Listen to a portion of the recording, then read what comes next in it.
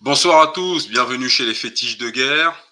Donc, le sujet que nous allons aborder demain soir 20h30, les origines de l'excision. Alors, venez avec votre cerveau, je vous montre ici dans quel état d'esprit vous devez rejoindre nos lives. Écoutez bien.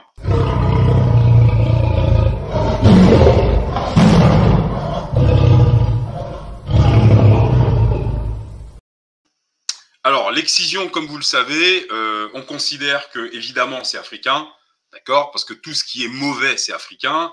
D'ailleurs, beaucoup de mononeurones africains sont persuadés que ça fait partie de leur culture, mais en fait, il n'en est rien du tout. Il n'en est rien du tout. Dans une publication du 22 mars 2021 dans le journal Mediapart, voilà ce qui était écrit. Lorsque l'on pense à l'excision, ce terrible fléau, cela nous renvoie très naturellement à des contrées lointaines situées en Afrique, en Asie et dans certaines régions du Moyen-Orient.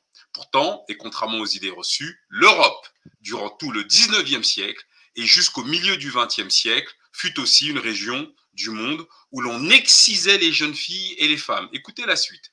Si le clitoris se révèle une source d'excitation permanente, on doit le considérer comme malade et son ablation devient licite. Licite, c'est légal. On pourrait croire à raison que cette affirmation émane d'un adepte de l'excision habitant les contrées d'Afrique orientale, de l'Indonésie, de l'Égypte ou de l'Érythrée, zone du monde où ce type de mutilation génitale est une sinistre réalité. Eh ben non, ces propos sont ceux proférés au 19e siècle par le corps médical européen. Bon, la suite, c'est demain. Donc, merci de venir avec votre capacité d'analyse parce que sincèrement, vos émotions, on n'en a strictement rien à faire. Par ailleurs, pour ceux qui sont persuadés que l'excision est une pratique africaine, ancienne, oui, parce que voilà, bien il faudra venir demain nous expliquer pourquoi dans les Caraïbes on ne fait pas de l'excision. Pourquoi au Mexique, où il y a des Noirs qui autrefois étaient d'ailleurs des esclaves, on ne fait pas de l'excision.